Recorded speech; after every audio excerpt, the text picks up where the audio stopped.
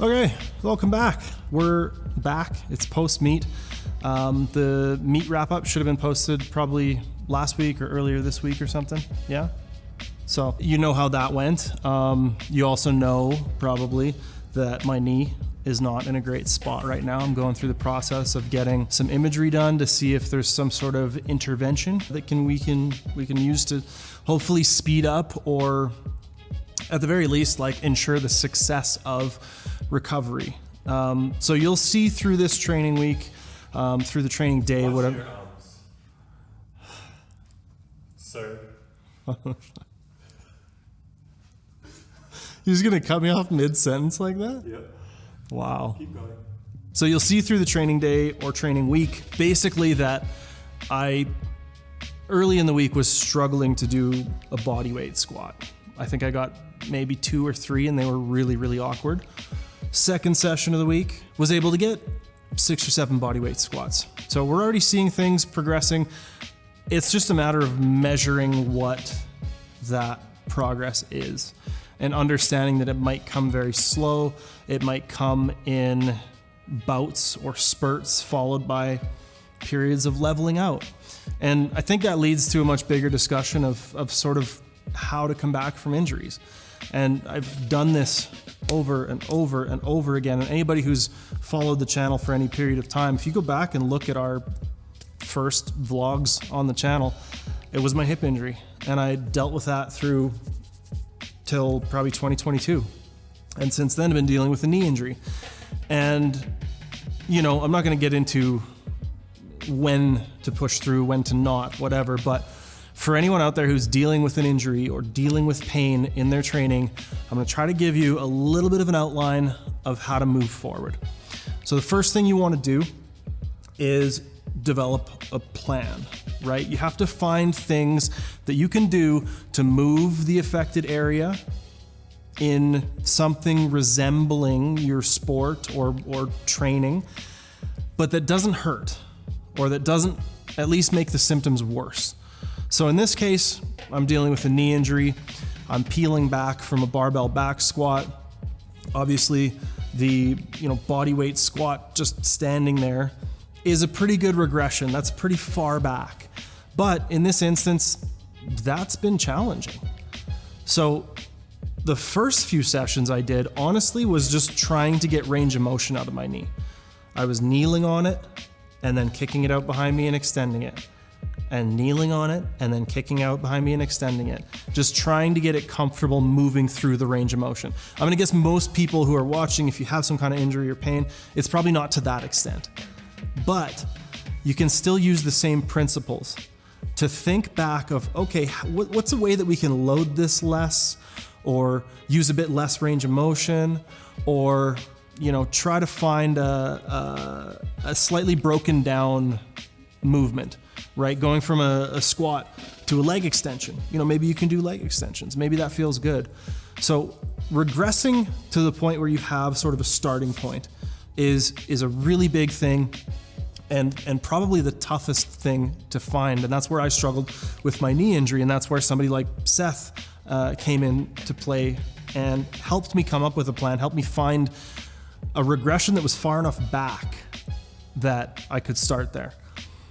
In most cases, when I'm dealing with an athlete or coaching a lifter, we can find some kind of maybe single leg RDL or body weight split squat or front foot elevated split squat or something that still is kind of within that realm of strength training, movements I'm familiar with, loading and progressing back to squatting. So in most cases, I'm able to do this for my lifters. In the case of my issue with my knee, that forced me to regress further outside of what I see as my scope of practice and where I'm comfortable working. So in those cases with lifters, obviously I'll refer out.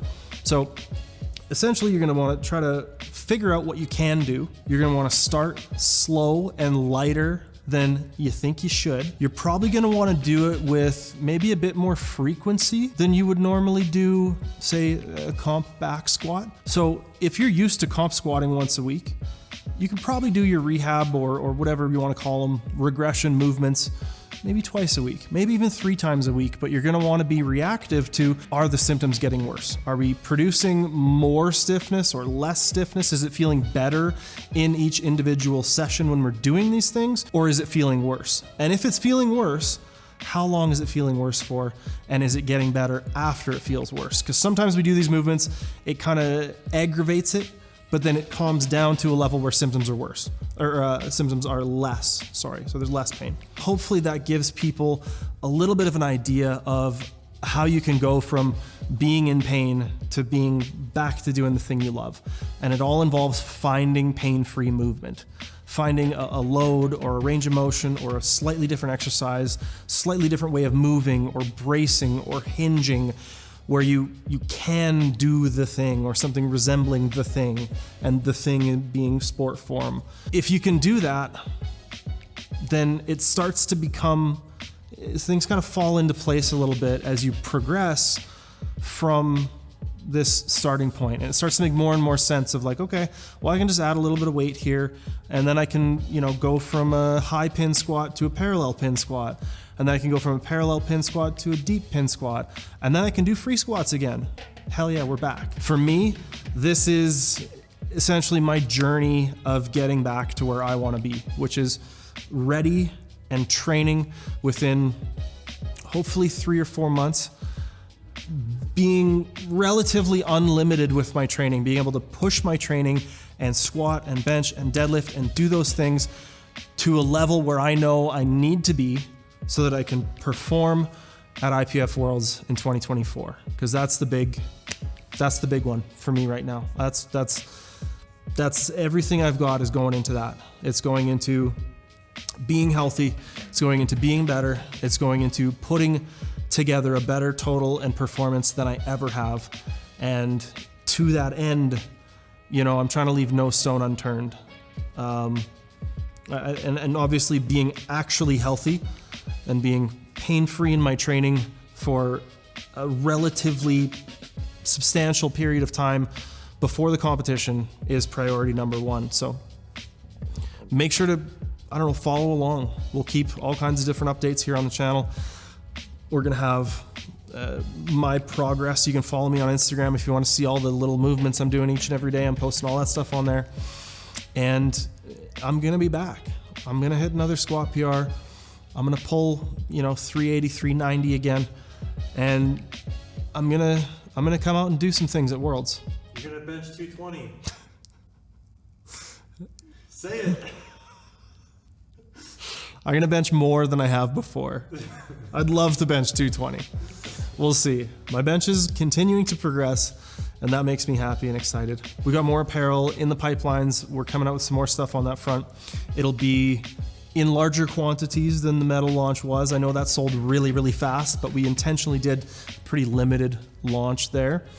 And we got the free 16-week program on the website. Go check that out, calgarybarbell.com. And if you want to take things a step further and get involved with the Calgary Barbell app, all that stuff is also on calgarybarbell.com. Thanks for tuning in. Thanks for following along. Welcome to anybody new to the channel who's like, oh, that's that squat transformation guy. Yeah, that's me. So yeah, stay tuned. We do a lot of cool stuff on this channel, and we'll see you in the next one. Peace.